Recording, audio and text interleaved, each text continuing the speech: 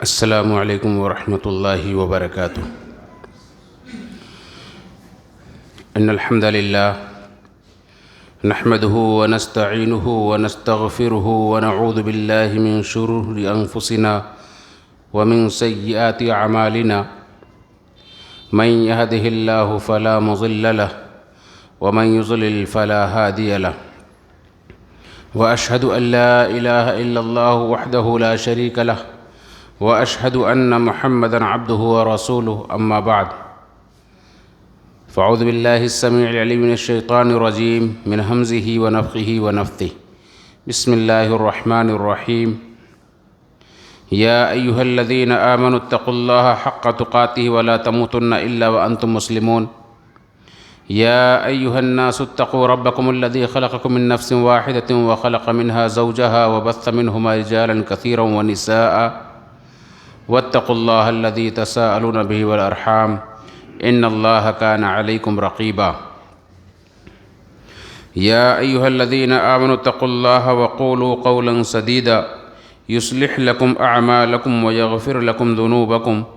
ومن یطع اللہ ورسولہ فقد فاز فوزا عظیما رب اشرح لی صدری ویسر لی امری واحلل عقدۃ من لسانی یفقہوا قولی ربی زدنی علما سبحانک لا علم لنا الا ما علمتنا انک انت العلیم الحکیم اللہم انفعنا بما علمتنا وعلمنا ما ينفعنا وزدنا علما والحمد للہ علی کل حال۔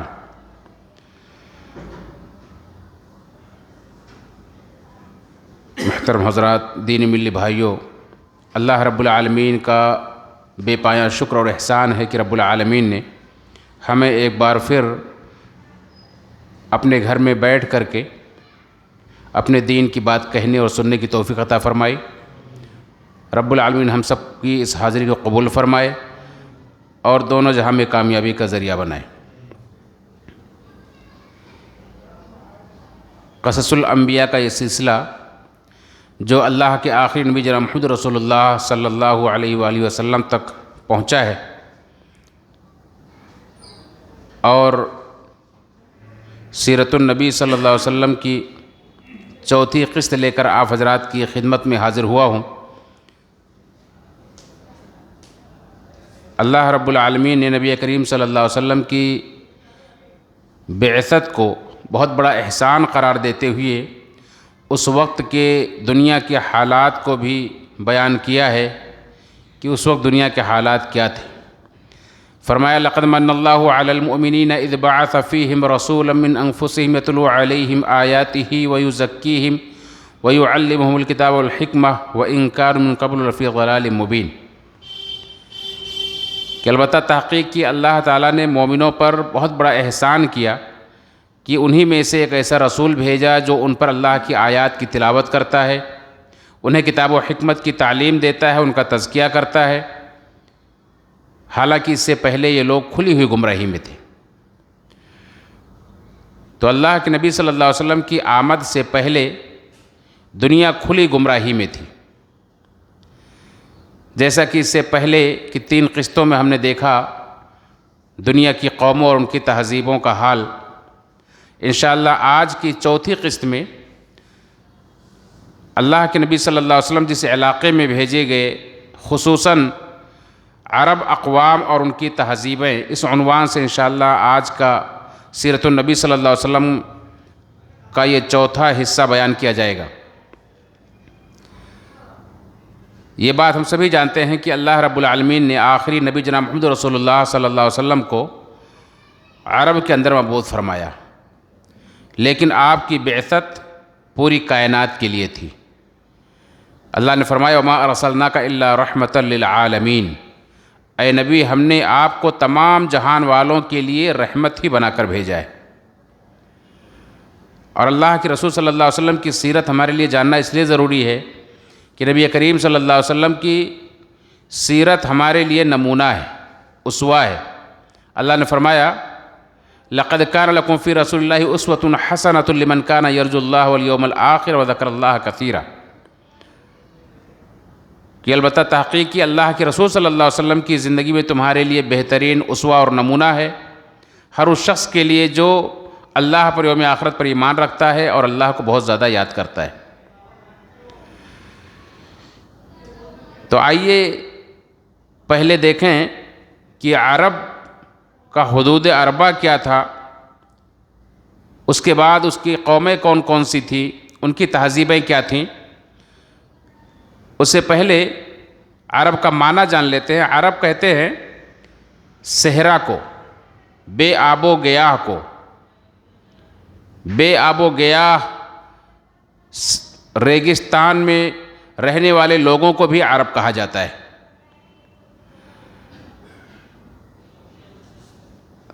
تو وہ صحرا اور وہ بے آب و گیاہ زمین، وہ اب جزیرے عرب، اس کا حدود اربع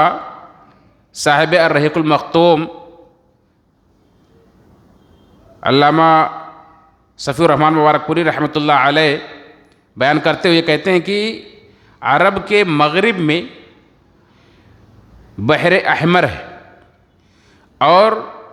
جزیرہ نمائے سینا ہے، اور اس کے مشرق میں پورب میں خلیج عرب ہے جس کو بحر ہند بھی کہا جاتا ہے، اور اس کے اور جنوبی عراق کا بھی ایک بہت بڑا حصہ ہے۔ اسی طرح سے عرب کے جنوب میں یعنی دکن میں بحر عرب ہے، عرب کے مشرق میں خلیج عرب جس کو خلیج فارس بھی کہا جاتا ہے وہ ہے، اور جنوبی عراق کا کچھ حصہ ہے، اور عرب کے جنوب میں بحر ہند ہے، بحر عرب ہے جس کو بحر ہند کہا جاتا ہے۔ اسی طرح سے عرب کے شمال کے حصے میں یعنی اس کے اتر کے حصے میں شام، اور اسی طرح سے کچھ حصہ شمالی عراق کا بھی ہے۔ اس طرح سے اس کے چاروں طرف کے یہ علاقوں کا بیان کرنے کے بعد کہتے ہیں کہ اس کا کل رقبہ تقریباً 10 سے 13 لاکھ مربع میل کا ہے، اور یہ جہاں ایک طرف کی یہ آبادیاں بیان کی گئی ہیں، دوسری طرف اندرونی طور پر وہ اتنا بڑا صحرا ہے، اتنا بڑا ریگستان ہے کہ وہاں کوئی اس کو عبور کرنے کی کوشش نہیں کر سکتا ہے، اس لیے وہ اس کے عرب کی حفاظت کے لیے بہت بڑا قلعہ ثابت ہوتا ہے کہ انہیں اس طرف سے اندرونی طور پر کوئی خطرہ کسی سے نہیں ہوتا ہے۔ اسی لیے عرب کے اندرونی باشندے بالکل آزاد رہتے تھے، حالانکہ ان کے پڑوس میں 2 بڑی سپر پاور طاقتیں رہتی تھیں جو ہمیشہ اس کوشش میں رہتی تھی کہ اپنی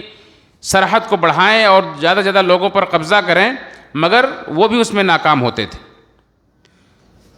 روم اور ایران، قیصر و کسریٰ کی طاقتیں بڑی سپر پاور تھیں، لیکن وہ بھی ان کا بھی بس نہیں چلتا تھا۔ اسی طرح سے کہتے ہیں کہ عرب پرانی دنیا کے تمام بر اعظموں کے بالکل بیچوں بیچ میں واقع ہے، اور اللہ رب العالمین نے عرب کو ایسی جگہ پر واقع کیا ہے کہ خشکی کے راستے سے اور سمندر کے راستے سے، دونوں راستوں سے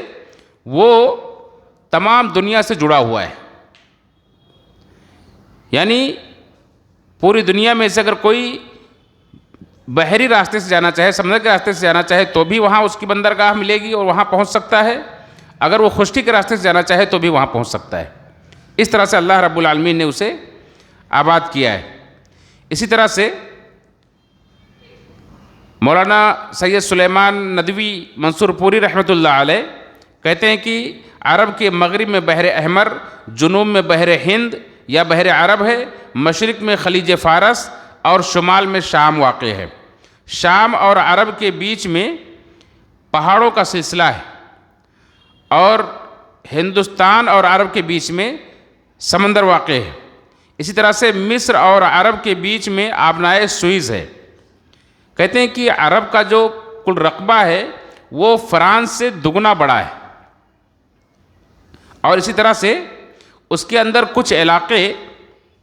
اتنے خوبصورت ہیں کہ ہندوستان کی خوبصورت سے خوبصورت زمین ہے، جیسے کشمیر یا شملہ وغیرہ بھی اس کے آگے اس پر رش کر سکتے ہیں۔ جیسے یمن کی وادی ہے، طائف کے پہاڑ ہیں، یہ بڑے سرسبز ہیں اور بڑے خوبصورت ہیں۔ اسی طرح سے عرب کے اندر جو الحجر کی پہاڑیاں ہیں اور عرب کے وسط میں بیچ میں جو ریگستان ہے کا سلسلہ ہے، وہ صحرائے اعظم افریقہ سے مقابلہ کرتا ہے، یعنی اس کے برابر کا ہے۔ اس طرح سے اس کے حدود دورہ بیان کرتے ہوئے کہتے ہیں کہ خشکی اور تری دونوں راستوں سے اس طرح سے وہ دنیا کو اپنے دنیا سے جڑا ہوا ہے کہ جیسے لگتا ہے کہ دونوں ہاتھوں کو پھیلا کر کے پوری دنیا کو اپنی باہوں میں لے رہا ہے اور اس کو ملا رہا ہے۔ گویا کہ اللہ رب العالمین نے نبی آخر الزمان صلی اللہ علیہ وسلم کو مبعوث کرنے کے لیے ایسی جگہ کا انتخاب کیا ہے جہاں سے پوری دنیا کو ملایا جا سکتا ہے۔ اسی طرح سے اللہ کے نبی صلی اللہ علیہ وسلم جہاں جس عرب کے اندر آئے، وہاں پوری دنیا کے قوموں کے آثار پائے جاتے تھے، یعنی جتنے مذاہب دنیا کے اندر پائے جاتے تھے سب کا کچھ نہ کچھ حصہ وہاں موجود تھا۔ یعنی وہاں ایک طرف سے روم کے عیسائی بھی موجود تھے اور یہودی بھی وہاں آباد تھے عرب کے اندر، اسی طرح سے ایران کے آتش پرست بھی موجود تھے، اور خود عرب کے اندر بت پرستی تو عام تھی، اور یمن کے اندر سورج اور چاند ستاروں کی پوجا کرنے والے بھی موجود تھے۔ اس طرح سے جتنے قسم کی مذاہب پائے جاتے تھے، یہاں تک کہ صابی اور بے دین جو دہریے کہلاتے ہیں، جو خدا کو نہیں مانتے، کسی مذہب کو نہیں مانتے اور سمجھتے ہیں کہ اس دنیا میں جو کچھ بھی واقع ہو رہا ہے یہ زمانے کا الٹ پھیر ہے، وہ لوگ بھی پائے جاتے تھے۔ تو گویا کہ اللہ رب العالمین نے ساری دنیا کے اصلاح کے لیے جسے مکہ کے اندر مبعوث کیا تھا، ان کے سامنے یہ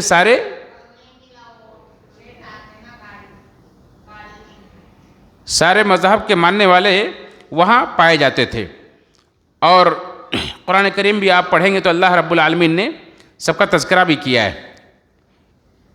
کہ یہود کا تذکرہ کیا ہے، نصارہ کا تذکرہ کیا ہے، مجوس کا تذکرہ کیا ہے، صابی کا تذکرہ کیا ہے قرآن کریم کے اندر۔ تو یہ حدود اربع تھا۔ عرب کے اندر قومیں کون کون سی آباد تھیں؟ تو عرب اقوام کے تعلق سے علماء نے 3 قسمیں بیان کی ہیں۔ ایک عرب بعیدہ کے نام سے، یعنی ایسی قومیں جو ختم ہو چکی ہیں، ان کے نام و نشان مٹ چکے ہیں، صرف ان کے علاقوں کے، ان کے شہروں کے کچھ کھنڈرات باقی رہ گئے ہیں، باقی ان کے لوگ باقی نہیں رہ گئے، جیسے قوم عاد، قوم ثمود اور عمالقہ، تسم، جدیس، امیم، جرہم اور حضرموت وغیرہ کے قبائل، یہ سب عرب کے اندر آباد تھے کسی زمانے میں۔ جیسا کہ آپ قرآن کریم کی جب تفسیر پڑھتے ہیں یا درس قرآن کے میں آپ بیٹھتے ہیں اور بار بار قوم عاد کا، قوم ثمود کا تذکرہ آتا ہے، تو آپ یہ بات سنتے ہیں کہ مکہ والوں کو ڈرانے کے لیے اللہ رب العالمین نے بار بار ان کا ذکر کیا ہے، کیونکہ وہ ان کی تاریخ سے واقف تھے، وہ عرب کی ہی قومیں تھیں اور ان کے کھنڈرات موجود تھے، ان کے کھنڈرات سے ان کا گزر ہوتا تھا۔ اللہ کے نبی صلی اللہ علیہ وسلم بھی جب تبوک جا رہے تھے تو وہاں اس علاقے سے جہاں قوم ثمود کے کھنڈرات تھے وہاں سے آپ کا گزر ہوا تھا، جہاں اللہ رب العالمین نے صالح علیہ السلام کو نبی بنا کر کے بھیجا تھا۔ قوم ثمود کی طرف اللہ رب العالمین نے صالح علیہ السلام کو نبی بنا کر بھیجا تھا، اور قوم عاد کی طرف اللہ رب العالمین نے ہود علیہ السلام کو نبی بنا کر کے بھیجا تھا۔ تو اس طرح سے جسے مدائن صالح بھی کہا جاتا ہے، جو حجر کے علاقے میں موجود ہے، اور یہ جو قبائل تھے ان کے اندر بادشاہی نظام قائم تھا، اور یہ مصر سے لے کر کے شام تک کے علاقوں میں پھیلے ہوئے تھے۔ اور اسی طرح سے دوسری عرب قوم ہے عرب عاربہ، جسے کہا جاتا ہے عرب عاربہ، اصل عرب قوم، جو عرب کے رہنے والے اصل لوگ ہیں، جن کا تعلق یمن سے تھا۔ یہ عرب قحطانی عرب بھی کہے جاتے ہیں. ان کا جد امجد جو تھا یہ یعرب بن یشجب قحطان کی نسل سے تھے، اور یہ لوگ عرب کے جنوبی حصے میں یمن اور اس کے آس پاس کے علاقوں میں آباد تھے. ان کی قوموں کے جو نام تھے، ان کے بادشاہوں کے، معین، سبا، حمیر وغیرہ بادشاہت انہی کی تھی. اور قوم سبا کا تذکرہ قرآن کریم کے اندر اللہ رب العالمین نے کیا ہے، جس کی ملکہ ایک عورت تھی سلیمان علیہ السلام کے زمانے میں، اور سلیمان علیہ السلام کے ہاتھ پر ایمان بھی لائی تھی. تو اس طرح سے ایک ترمذی کے اندر ایک روایت بھی ہے کہ اللہ کے نبی صلی اللہ علیہ وسلم سے پوچھا گیا کہ یہ سبا کسی شہر کا نام تھا یا سبا کسی عورت کا نام تھا؟ تو اللہ کے نبی صلی اللہ علیہ وسلم نے فرمایا کہ سبا ایک آدمی کا نام تھا، نہ کسی شہر کا نام تھا نہ کسی عورت کا نام تھا، ایک آدمی کا نام تھا. اور یہ اس کے 10 بیٹے تھے، جس میں سے 6 یمن کے اندر آباد ہو گئے تھے اور 4 جا کر کے شام کے اندر آباد ہو گئے تھے. اور انہی کی نسلیں جو بڑھی، انہی کے قبائل وجود میں آئے، اسی کے ذریعے سے یہی عرب کہلاتے تھے، جنہیں عرب عاربہ یا عرب قحطانی کہا جاتا ہے. اور یہ بھی کہا گیا ہے کہ یہ اسماعیل علیہ السلام کی نسل سے تھے. اسماعیل علیہ السلام، ابراہیم علیہ السلام، جن کا زمانہ عیسیٰ علیہ السلام سے تقریباً 2500 سال پہلے کا زمانہ ہے. اور اللہ رب العالمین نے ابراہیم علیہ السلام کو، جو عراق کے رہنے والے تھے، اور ان کا واقعہ آپ نے سنا ہے کہ کس طرح سے انہوں نے وہاں اپنے باپ کو، اپنی قوم کو دعوت دی، اس کے بعد وہاں سے نکالے گئے، آگ کے حوالے کیے گئے، پھر وہاں سے ان کو ہجرت کرنی پڑی. ہجرت کرتے ہوئے مصر بھی گئے، ملک شام کے اندر آ کر آباد ہوئے. اللہ رب العالمین نے انہیں جو اولاد دی، ان میں 2 بیٹے بڑے مشہور تھے. تقریباً 10 اولاد تھی کل ان کی، لیکن 2 بیٹے بڑے مشہور تھے. اسماعیل علیہ السلام، جن کی والدہ مصر کے رہنے والی تھیں، حجرہ علیہ السلام، اور دوسرے اسحاق علیہ السلام ہیں، جن کی والدہ عراق ہی کی رہنے والی تھیں، یعنی ابراہیم علیہ السلام کے علاقے کی تھیں. ان کو ساتھ میں لے کر کے انہوں نے ہجرت کی تھی. اور اللہ رب العالمین نے ابراہیم علیہ السلام سے وعدہ کیا تھا کہ ان کی ذریت کو اللہ تعالیٰ خوب بڑھائے گا. ان کی ذریت کو اللہ تعالیٰ اتنا بڑھائے گا کہ یہ شمار میں نہیں آئیں گے، یہ گنتی میں نہیں آئیں گے. بعض روایت کے اندر ہے کہ یہ ریت کے ذروں کی طرح سے بڑھیں گی. اور اللہ رب العالمین نے ابراہیم علیہ السلام سے وعدہ کیا کہ یہ علاقہ پورا ہم نے تمہیں دے دیا ہے،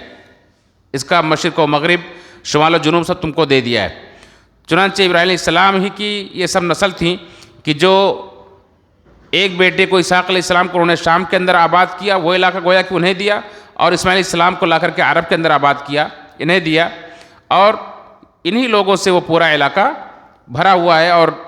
گویا کہ اللہ کے آخری نبی جناب محمد رسول اللہ صلی اللہ علیہ وسلم بھی انہی کی نسل سے ہیں، اور آپ کے توسط سے قیامت تک ان کی نسل باقی رہے گی. تو یہ یمن کے رہنے والے بھی دراصل اسماعیل علیہ السلام کی نسل سے ہی تھے. اور اس سلسلے میں صحیح بخاری کے اندر ایک روایت بھی ہے کہ ایک بار اللہ کے نبی صلی اللہ علیہ وسلم مدینہ کے اندر ایک بازار سے گزرے تو دیکھا کہ قبیلہ اسلم، جو مدینہ کا ایک قبیلہ تھا، آپ نے دیکھا قبیلہ اسلم کے لوگ تیر اندازی کر رہے ہیں، تیر چلا رہے ہیں، تیر اندازی کر رہے ہیں اور اس کی مشق کر رہے ہیں. تو اللہ کے نبی صلی اللہ علیہ وسلم نے فرمایا کہ اے قبیلہ اسلم کے لوگوں، تم تیر اندازی کرو، تمہارے باپ بھی تیر انداز تھے اور میں فلاں کے ساتھ ہوں. گویا کہ 2 گروہ بنا کر کے وہ لوگ آپس میں ایک دوسرے سے مقابلہ کر رہے تھے. جیسے ہمارے ہاں بہت ساری چیزوں کا میچ ہوتا ہے، مقابلہ ہوتا ہے، کمپٹیشن ہوتے ہیں، ویسے ہی وہ بازار میں اس طرح کا گویا کہ ایک طرح کا کھیل ہو رہا تھا کہ ایک دوسرے سے مقابلہ کر رہے تھے تیر اندازی میں. تو اللہ کے نبی صلی اللہ علیہ وسلم نے فرمایا کہ تیر اندازی کرو، تمہارے باپ اسماعیل علیہ السلام بھی تیر انداز تھے اور میں فلاں گروپ کے ساتھ میں ہوں. تو سامنے والے گروپ نے اپنا ہاتھ روک لیا اللہ نے فرمایا کہ کیا انہیں کیا ہوا؟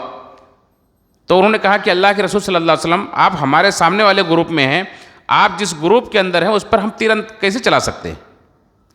یعنی یہ تو گستاخی ہوگی، بے ادبی ہوگی۔ یہ اللہ کے نبی صلی اللہ علیہ وسلم کا احترام تھا صحابہ کرام کا۔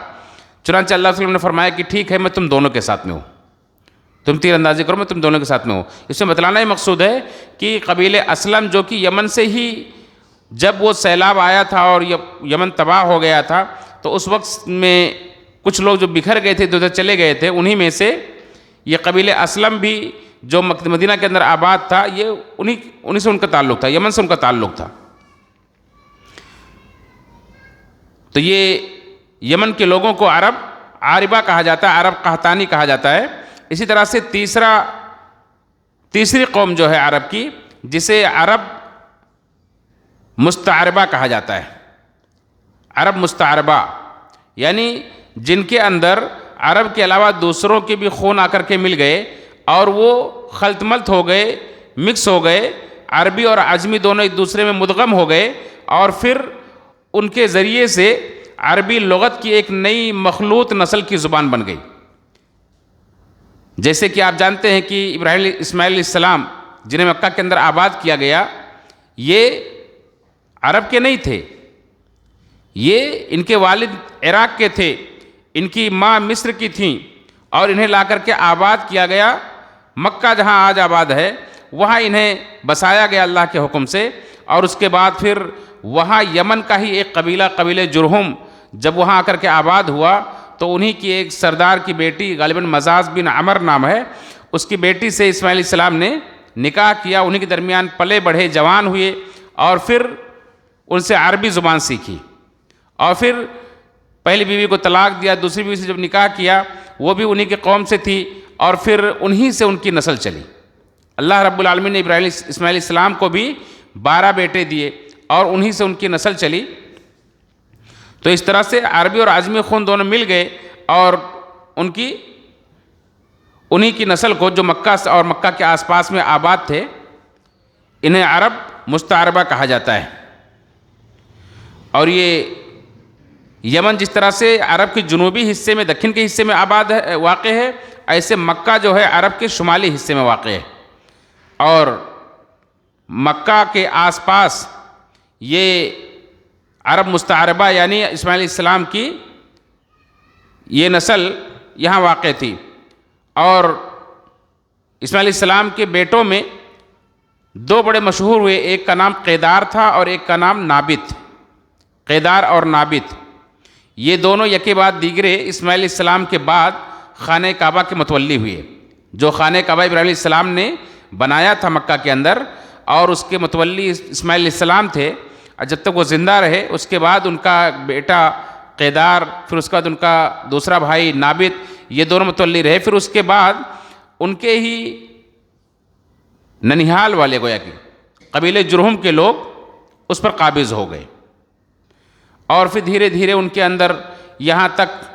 دوری پیدا ہوئی کہ دھیرے دھیرے قبیلہ جرہم کو لوگ اس طرح سے غالب آئے کہ ایک مدت کے بعد اسماعیل علیہ السلام کے خاندان والوں کو وہاں سے نکال دیا۔ یعنی اسماعیل علیہ السلام کے خاندان والے وہاں سے مکہ چھوڑنے پر مجبور ہو گئے۔ پھر اسماعیل علیہ السلام کی نسل میں آگے چل کر کے تقریباً 40ویں پشت میں ایک شخص ہوئے جن کا نام عدنان تھا، وہ پھر لوٹ کر کے آئے۔ پھر اس کے بعد اس طرح سے ان کے اور 15 پشت کے بعد قصی ایک شخص آئے۔ اللہ کے نبی صلی اللہ علیہ وسلم کے سلسلے نسب میں قصی ایک نام آتا ہے۔ آپ اللہ کے وسلم کی سلسلے نسب پڑھیں گے تو اللہ کے نبی صلی اللہ علیہ وسلم کا سلسلے نسب جہاں تک ثابت ہے، وہ اللہ کے نبی صلی اللہ علیہ وسلم نے خود بھی بیان کیا ہے کہ عدنان تک اللہ کے نبی صلی اللہ علیہ وسلم اپنا سلسلہ نسب بیان کرتے تھے۔ ویسے مورخین نے اور بھی آگے بیان کیا ہے، لیکن اللہ کے وسلم اس سے آگے رک جاتے تھے۔ اور سلسلہ نسب اس طرح سے ہے: محمد بن عبداللہ بن عبد المطلب بن ہاشم بن عبد مناف بن قصی بن کلاب بن مرہ بن کعب بن لوئے بن غالب بن فہر بن مالک، اور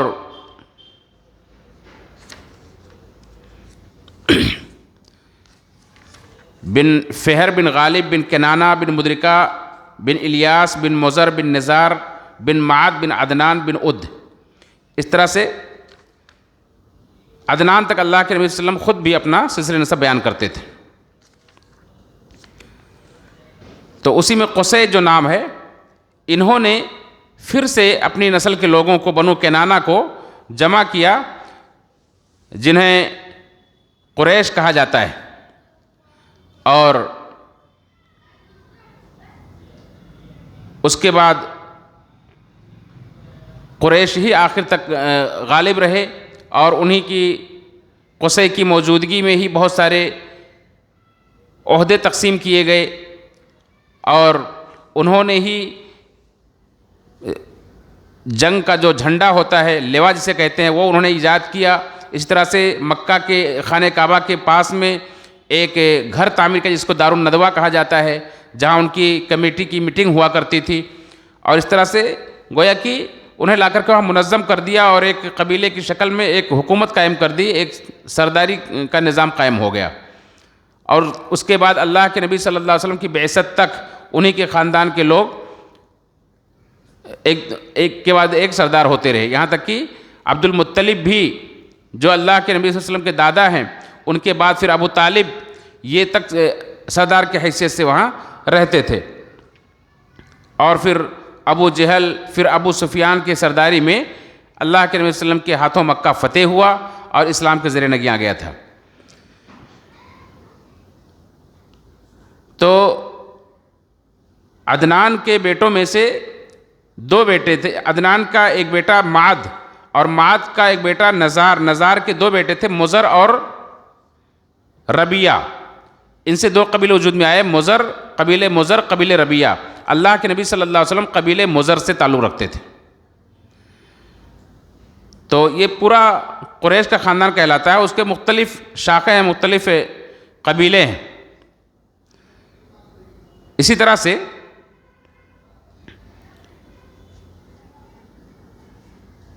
مضر کا جو قبیلہ تھا، یہ مکہ اور اس کے آس پاس میں آباد تھا، اللہ کے وسلم اسی قبیلے سے تھے. اور ربیہ کی نسل کے لوگ مشرقی عرب میں چلے گئے تھے، بحرین، یمامہ، الجزیرہ، بصرہ وغیرہ میں یہ لوگ آباد تھے. یہ وہاں کی قومیں تھیں. عرب بائدہ جو ناپید ہو گئی، ختم ہو گئی. عرب عاربہ جو اصل عرب کہلاتے ہیں، یمن کے رہنے والے. عرب مستعربہ جو اسماعیل علیہ السلام کی نسل سے ہیں اور جو مکہ اس کے آس پاس میں آباد تھے، یہ قومیں تھیں. ان کی تہذیبیں کیا تھیں؟ ان کی تہذیبوں کے سلسلے میں کچھ تو قرآن کریم کے اندر عرب بائدہ یعنی قوم عاد، قوم ثمود وغیرہ کے تعلق سے آپ نے پڑھا اور سنا ہے کہ وہ لوگ پہاڑوں کو تراش کر گھر بناتے تھے، بادشاہی کا نظام ان کے ہاں قائم تھا. اور اسی طرح سے اللہ رب العالمین نے انہیں طاقت و قوت میں اور ان کی تعداد میں بیٹوں سے انہیں نوازا تھا، انہیں باغات سے نوازا تھا، جیسا کہ اللہ رب العالمین نے قرآن کریم کے اندر ذکر کیا ہے. اس سلسلے میں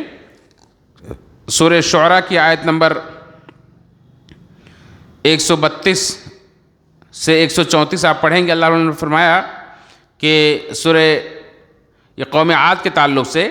جو کہ احقاف میں واقع تھی، فرمایا وَاتَّقُوا الَّذِي أَمَدَّكُم بِمَا تَعْمَلُونَ أَمَدَّكُم بِأَنْعَامٍ وَبَنِينَ وَجَنَّاتٍ وَعُيُونٍ، کہ اس اللہ سے ڈرو جس نے تمہیں خوب زیادہ کیا ہے، تمہیں طاقت و قوت میں، تمہارے کاموں میں اللہ رب العالمین تمہیں برکت دی ہے، اور تمہیں خوب بڑھایا ہے چوپائے اور جانوروں میں اور اولاد میں بھی، اور تمہیں وجنات وعیون اور باغات اور نہریں تمہیں عطا کی.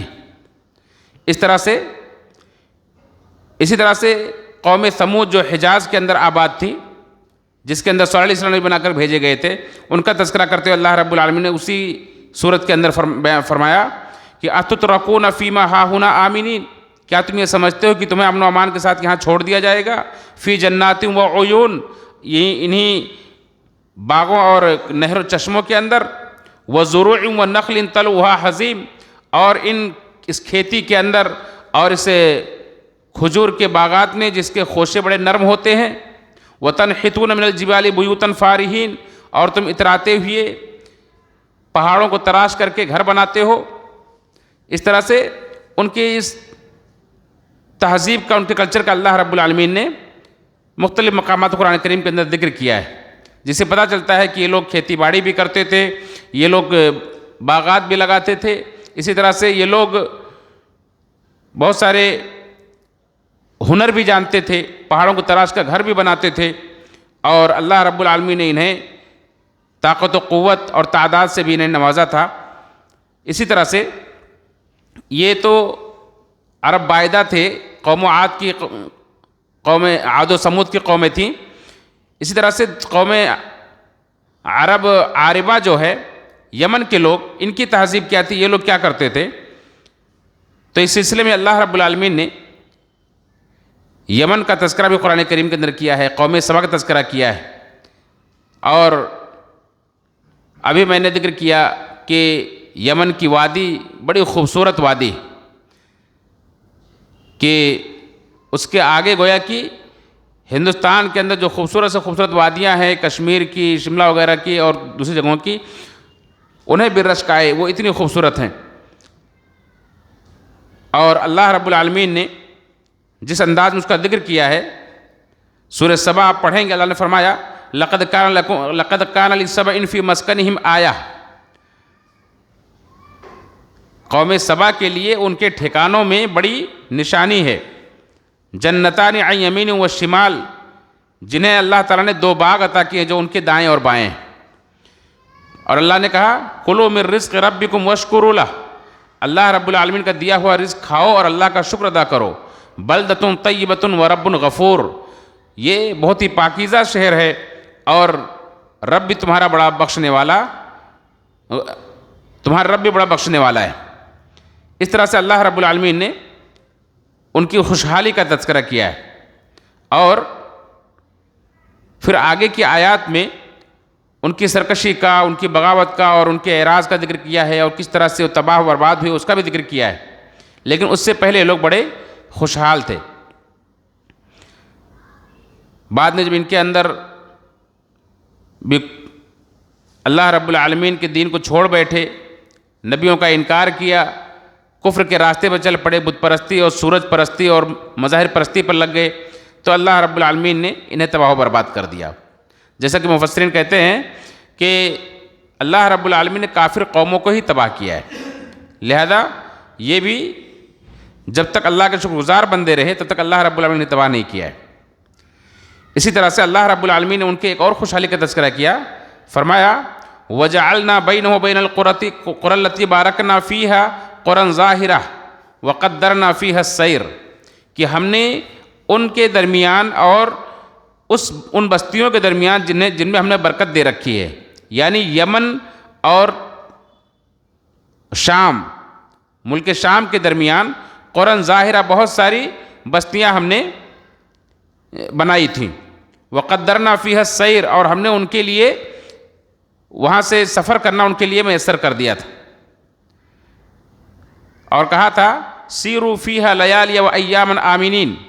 اس میں سفر کرو دن کے وقت بھی رات کے وقت بھی امن و امان کے ساتھ۔ یعنی ایک طرف تو ان کا شہر بڑا پاکیزہ، ان کے باغات بڑے ہرے بھرے تھے، اور دوسری طرف دوسرے ملکوں سے میں آنے جانے کے لیے اللہ رب العالمین نے یہ سہولت رکھی تھی کہ بڑے نزدیک نزدیک بستیاں تھیں، اور نزدیک بستیوں سے بہت سارے فائدے ہوتے ہیں کہ انسان کو امن و امان حاصل ہوتا ہے، لٹ جانے کا ڈر نہیں ہوتا ہے، دوسرے کھانے پینے کی کمی نہیں ہوتی ہے کہ بہت زیادہ راہ اور توشہ لے کے چلنا پڑے، ایک جگہ سے دوسری جگہ اگر خالی ہاتھ بھی سفر کرے تو آسانی سے اس کو پھر کھانے پینے کی چیزیں مل جاتی ہیں۔ مفسرین کہتے ہیں کہ اتنے قریب قریب بستیاں تھیں کہ ایک آدمی دوپہر میں اگر کہیں کسی بستی میں اور شہر میں قیام کرتا تھا اور وہاں ٹھہرتا تھا، اپنی ضرورت پوری کرتا تھا، پھر وہاں سے سفر کرتا تھا تو رات ہونے سے پہلے دوسری بستی میں پہنچ جاتا تھا، پھر وہاں قیام کرتا تھا، پھر اس کے بعد دوپہر تک تیسری بستی میں پہنچ جاتا تھا۔ اس طرح سے یمن سے لے کر کے شام تک ان کا سفر ہوتا تھا۔ قریب قریب بستیاں تھیں جس سے ان کے لیے بڑا امن و امان تھا اور ان کے لیے کھانے پینے کی بڑی سہولت تھی۔ تو انہوں نے خود ہی اپنے لیے چنا یہ کہ انہوں نے کہا ربنا باعث بین اسفارنا، اللہ ہمارے سفر کو لمبا کر دے. خود انہیں یہ چیز پسند نہیں آئی. اللہ رب العالمین نے پھر انہیں کس طرح سے تباہ و برباد کیا سورہ سبا کے اندر آپ پڑھ سکتے ہیں. ان کے ایک سد کا، ایک ڈیم کا تذکرہ کیا گیا ہے. یعنی یہ اللہ رب العالمین نے انہیں ایسے ہنر سے نوازا تھا کہ جو ان کے ہاں بارش ہوتی تھی، یہ تجارت کے لیے سفر بھی کرتے تھے، یعنی تجارت پیشہ بھی تھے، کھیتی باڑی بھی کرتے تھے، باغات بھی تھی، اور یہ ہنر بھی جانتے تھے، بہترین قسم کے انجینئر بھی تھے. انہوں نے وہ بارش ہو کر کے اور اس کا پانی یا تو ریگستان میں جذب ہو جاتا تھا، سوکھ جاتا تھا، یا تو پھر سمندروں میں جا کر کے گر جاتا تھا بہہ کر کے. اس کو انہوں نے روکا اور روکنے کے لیے ڈیم بنایا تھا. وہ پانی جب بہہ کر کے دو پہاڑوں کے بیچ میں سے آتا تھا تو اس پانی کو انہوں نے روکنے کے لیے بڑا بہترین ڈیم بنایا جس کو سد معارب کہا جاتا ہے. وہ اتنا بہترین، اتنا مضبوط بنایا تھا اور اتنا اونچا بنایا تھا کہ اس میں پانی رکتا تھا اور رک کر کے پہاڑ کی چوٹی تک پہنچ جاتا تھا. اس کی وجہ سے وہاں بڑی ہریالی تھی اور یہ لوگ باغ لگاتے تھے ہر قسم کے، اور بہترین قسم کے پھل وہاں پیدا ہوتے تھے، اور اتنے کثیر تعداد میں ہوتے تھے کہ تفسیر ابن کثیر کے اندر آپ پڑھیں گے کہ ایک عورت اپنے سر پر ٹوکرا رکھ لیتی تھی اور ایک طرف سے دوسری طرف گزر جائے، تھوڑی دیر چل کر کے آ جائے تو اس کا ٹوکرا بھر جاتا تھا پکے ہوئے پھلوں سے. اس کو توڑنے کی بھی ضرورت نہیں پڑتی تھی، اس قدر تھے. اور اتنا پاکیزہ شہر تھا، اس کی آب و ہوا اتنی پاکیزہ تھی کہ وہاں مکھی اور مچھر وغیرہ بھی نہیں ہوتے تھے،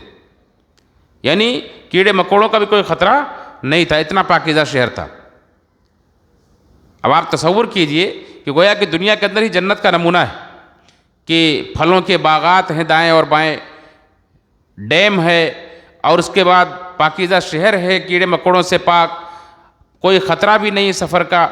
قریب قریب بستیاں ہیں اور سفر بڑا آسان ہے ان کے لیے، یعنی ساری سہولت ان کے لیے میسر تھی. اللہ رب العالمین نے اس لیے تذکرہ کرتے فرمایا کہ کلوا من رزق ربکم، کھاؤ اپنے رب کی روزی کو، واشکروا لہ، اور اللہ کا شکر ادا کرتے رہو. بلدۃ طیبۃ ورب غفور، بڑا پاکیزہ شہر بھی ہے، تمہارا رب بھی بڑا بخشنے والا ہے. یعنی اگر تم سے غلطیاں بھی ہو جائیں، گناہ بھی ہو جائے، تو تم اللہ سے اگر رجوع کرتے رہو، معافی مانگتے رہو، تو اللہ بخشتا بھی رہے گا، تمہاری پکڑ نہیں کرے گا. اس میں بڑا سبق یہ ہے کہ اللہ رب العالمین اگر آپ کو خوشحالی سے نوازے، اگر اللہ تعالیٰ آپ کو امن و امان سے نوازے، اگر اللہ تعالیٰ آپ کو ساری سہولتیں میسر کرے، تو آپ کے لیے یہ کوئی خطرے کی بات نہیں ہے. کب تک؟ جب تک کہ آپ کے اندر شکر گزاری ہے. اگر وہ چیز آپ کو سرکش بنا دیتی ہے، متکبر بنا دیتی ہے، فضول خرچی پر آمادہ کر دیتی ہے، اس کی وجہ سے آپ کے اندر برائیاں پیدا ہو جاتی ہیں، اور آپ شکر گزاری کرنے کے بجائے آپ ناشکرے بن جاتے ہیں، اور اللہ رب العالمین سے توبہ استغفار کرنے کے بجائے اللہ سے اعراض کرنے والے بن جاتے ہیں، تو پھر اللہ تعالیٰ تنگ کر دیتا ہے اور اللہ تعالیٰ کا عذاب آتا ہے. جب تک اللہ سے توبہ استغفار کرتے رہیں گے تب تک اللہ تعالیٰ عذاب نہیں بھیجے گا. اللہ کا یہ وعدہ ہے قرآن کریم کے اندر کہ اللہ تعالیٰ اس قوم کو عذاب نہیں دے گا جو اللہ سے استغفار کرتی رہے گی. انسان گناہ کرے گا، غلطیاں کرے گا، اللہ نے انسان کو بنایا ہی ایسا ہے، لیکن جب تک وہ استغفار کرتا رہے گا، اللہ سے معافی مانگتا رہے گا، تب تک اللہ تعالیٰ اس کو عذاب نہیں دے گا. اس سلسلے میں تھوڑا سا ذکر کروں کہ کس طرح سے وہ ڈیم پھٹا اور کس طرح سے وہ تباہ ہوا اور کس طرح سے وہ سیلاب آیا، جس کو اللہ نے فرمایا کہ فَأَرْسَلْنَا عَلَيْهِمْ سَيْلَ الْعَرِمِ فَبَدَّلْنَاهُمْ جَنَّتَيْهِمْ بِجَنَّتَيْنِ ذَوَاتِ أُكُلٍ خَمْطٍ وَأَثْلٍ وَشَيْءٍ مِّن سِدْرٍ قَلِيلٍ، کہ ہم نے ان کے اوپر ایک پانی کا سیلاب بھیج دیا اور جس سے ان کا ڈیم پھٹ گیا، اور اس کے بعد ان کے جو باغات تھے پھلوں کے، ان باغات کے بجائے اللہ تعالیٰ نے دو دوسرے باغات عطا کر دیے جو تھوڑے سے پھل اور جھاڑیوں والے تھے، جھاؤ والے تھے، سب کانٹے دار درختوں کے سب اگ گئے. یعنی وہ پاکیزہ پھلوں والے درخت سب ختم ہو گئے اور اس کی جگہ پر جنگلی پھل والے درخت اگ گئے اور کانٹے دار اور جھاڑیاں سب اگ گئیں.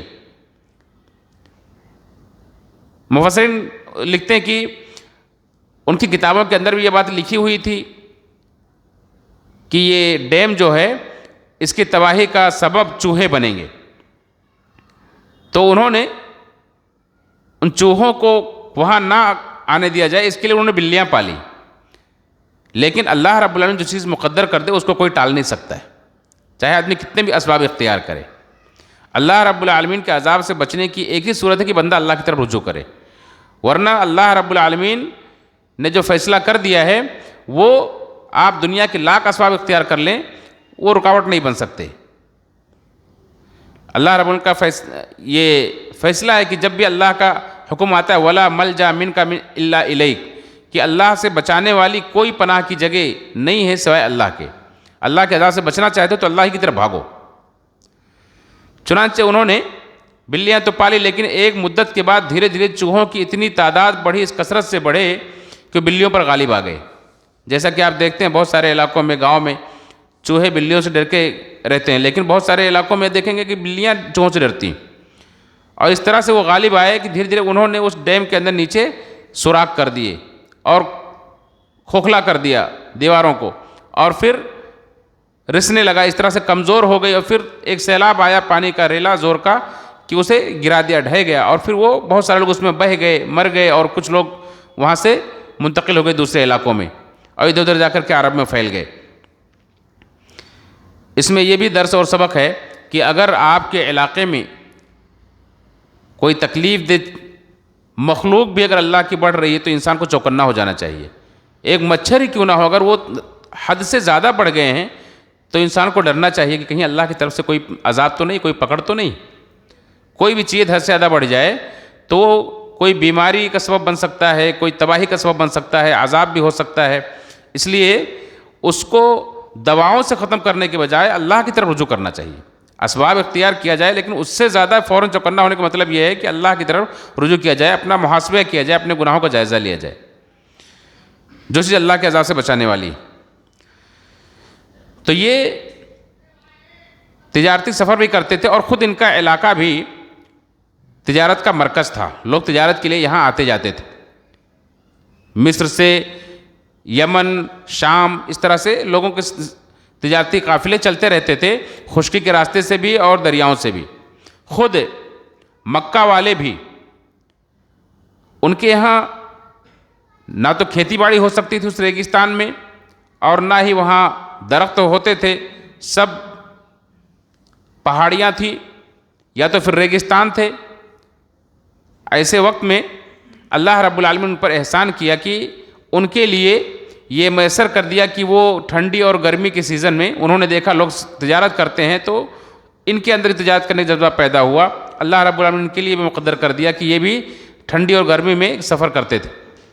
قرآن کریم کے اندر 30ویں پارے کے اندر ایک چھوٹی سی سورہ ہے، سورہ قریش. آپ اسے پڑھیں گے تو اللہ رب العالمین نے اس کا ذکر کیا ہے، لإلاف قریش،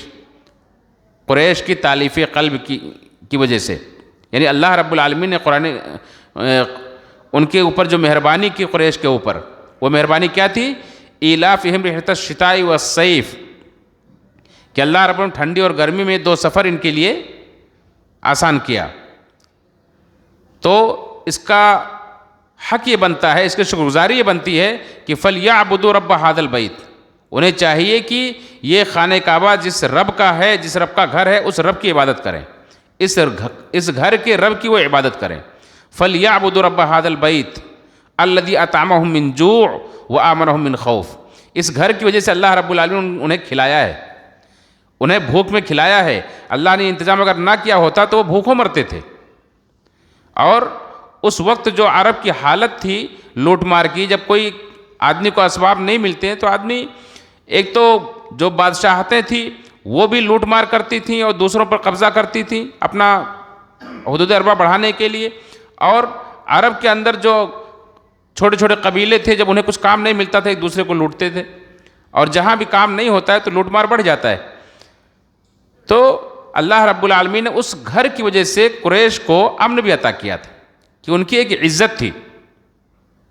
اور وہ عزت اس وقت اور بڑھ گئی جب اللہ رب العالمین نے اس گھر کو ڈھانے کی نیت سے سفر کرنے والے ابرہا کو ابابیلوں کا لشکر بھیج کر کے تباہ و برباد کر دیا تھا. تو قریش کی عزت اور بڑھ گئی لوگوں کی نگاہ میں، اور لوگ قریش کا خاص احترام کرتے تھے اور ان سے چھیڑ چھاڑ نہیں کرتے تھے، جس کی بنا پر یہ آسانی کے ساتھ تجارت کرنا ان کے لیے ممکن ہوا کہ یہ گرمی کے دنوں میں یمن کی طرف جاتے تھے، کیونکہ مکہ کے مقابلے میں یمن کا علاقہ جو تھا وہ ٹھنڈا تھا، تو گرمی کے دنوں میں یہ یمن کی طرف سفر کرتے تھے اور وہاں جا کر کے وہاں سے تجارت کرتے تھے۔ تو ایک تو تجارت بھی ہو جاتی تھی، دوسرا انہیں گرمی کے دنوں میں ٹھنڈے علاقوں میں آدمی جانا پسند کرتا ہے، اور جانے سے جو اسے سکون اور راحت ملتی ہے وہ بھی انہیں حاصل ہوتا تھا۔ اسی طرح سے ٹھنڈی کے دنوں میں یہ ملک شام کا سفر کرتے تھے اور وہاں سے تجارت کرتے تھے،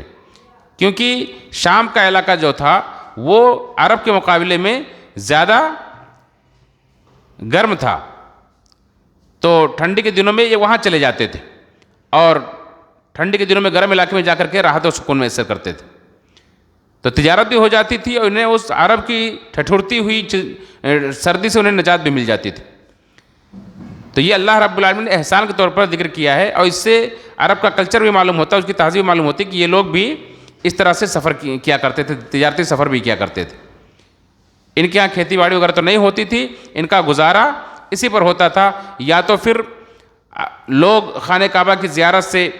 زیارت کے لیے دور دراز سے آتے تھے اور وہاں بھی ان کی تجارت ہو جاتی تھی اس وجہ سے، اور بہت سارے نذرانے اور چڑھاوے بھی وہاں سے لوگ لے کر کے آتے تھے، یہ ان کی خدمت کرتے تھے اور ان کا بھی فائدہ ہوتا تھا اس طرح سے۔ ورنہ ان کی حالت یہ تھی کہ سید سلیمان منصور پوری رحمۃ اللہ علیہ نے تذکرہ کیا ہے کہ چونکہ باہر کے ملکوں کا، ایران کا یا روم کا ان کے اوپر قبضہ نہیں تھا اور کوئی ملک ان کے اوپر قابض نہیں ہو سکتا تھا، یہ لوگ آزاد تھے، تو اس آزادی کی وجہ سے ان کا کوئی دشمن نہیں، تو ان کی ساری طاقتیں، ساری قوتیں اپنوں پر ہی صرف ہوتی تھی، یا آپس میں ہی ان کی جنگیں چلتی رہتی تھی۔ کہتے ہیں کہ اگر انسان کا کوئی باہری دشمن نہ ہو تو وہ اپنوں سے لڑنا شروع کر دیتا ہے، تو ان کی یہ حالت تھی کہ آپس میں ایک دوسرے سے لڑتے رہتے تھے۔ اور اسی طرح سے جب انسان کو کام نہ رہے تو جوئے اور شراب کا بھی عادی ہو جاتا ہے، تو جوئے اور شراب کی بھی عادت لگ گئی تھی، اور جب ان کے ہاں پڑھنے لکھنے کا رواج بھی نہیں تھا، جہالت عام ہوئی، ابراہیم علیہ السلام کی، اسماعیل علیہ السلام کے دین سے یہ دوری جب ہوئی تو ان کے اندر توہم پرستی بھی آ گئی، جس کی وجہ سے یہ بت کی پوجا بھی کرنے لگے، بت پرستی بھی ان کے اندر آ گئی، تو اس طرح سے یہ زوال کی طرف چلے گئے۔ لیکن اس گئے گزرے دور میں بھی اللہ رب العالمین کا یہ احسان تھا ان کے اوپر کہ ان کے اللہ رب العالمین نے انہیں امن عطا کیا تھا، اللہ رب العالمین نے انہیں کھانے پینے کا انتظام کر دیا تھا۔ تو یہ کچھ باتیں تھیں عرب اقوام اور ان کی تہذیبوں کے تعلق سے۔ انشاءاللہ اس کے بعد عرب کے دیگر حالات، اس کی دینی، سیاسی اور اخلاقی اور حالات کے تعلق سے کچھ باتیں 5ویں قسط میں بیان کی جائیں گی، اور یہ سلسلہ انشاءاللہ مکمل طور پر اللہ کے نبی صلی اللہ علیہ وسلم کی سیرت بڑی تفصیل کے ساتھ بیان کی جائے گی۔ تمام بھائیوں سے گزارش ہے کہ اس پروگرام میں پابندی کے ساتھ شرکت کریں تاکہ اللہ کے نبی صلی اللہ علیہ وسلم کی زندگی کو ہم اچھی طریقے سے سمجھ سکیں، اور اس وقت کے وہاں کے جو حالات تھے، جن حالات میں ہمارے نبی صلی اللہ علیہ وسلم نے اللہ کے پیغام کو پہنچایا، سارے حالات کا سامنا کیا اور ان کو برداشت کیا اور اس پورے حالات کو بدلا، تبدیل کیا، یہ کوئی معمولی کارنامہ نہیں ہے۔ دنیا کے بڑے بڑے دشمن بھی اس بات کو مانتے ہیں کہ جناب محمد رسول اللہ صلی اللہ علیہ وسلم کے جیسا انسان دنیا کے اندر دوسرا نہیں دیکھا گیا ہے، جس نے اتنے کم مدت میں اتنی بگڑی ہوئی قوم کو جنہوں نے ترقی کے آسمان پر پہنچا دیا ہو۔ لہذا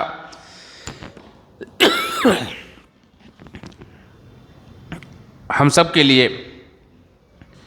اللہ رب العالمین کا جہاں یہ احسان ہے، وہیں اس احسان کی قدر بھی ہونی چاہیے اور اس کی شکر گزاری بھی ہونی چاہیے کہ ہم اللہ کے وسلم کی سیرت کو کما حق جانیں اور اپنی عملی زندگی کے اندر اس کو نافذ کریں۔ اسی مقصد کے لیے یہ بیان کیا جا رہا ہے۔ اللہ سے دعا ہے رب العالمین ہم سب کی اس حاجت قبول فرمائے، اور رب العالمین ہم سب کو نبی کریم صلی اللہ علیہ وسلم سچا امتی بنائے، آپ کی سنتوں کی پیروی کرنے والا بنائے، اور آپ کا قیامت کے دن آپ صلی اللہ علیہ وسلم کا ساتھ نصیب فرمائے۔ اقول قولی ھذا استغفر اللہ لی ولکم ولسائر المسلمین من کل ذنب فاستغفروہ انہ هو الغفور الرحیم، وآخر دعوانا الحمد للہ رب العالمین۔